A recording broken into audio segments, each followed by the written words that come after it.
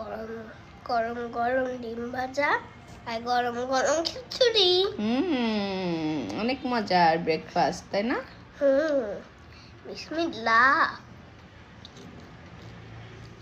মামা তোমার খিচুড়ি কই? তোমারটা নিয়ে আসো। আব্বু একটু পরে খাই আমি চিয়া সিড খাইছি না, এখন পেটটা ভরা ভরা লাগতেছে। একটু পরে খাই আমি খিচুড়ি, তুমি এখন খেয়ে নাও, তোমার তো আবার পড়াশোনা আছে।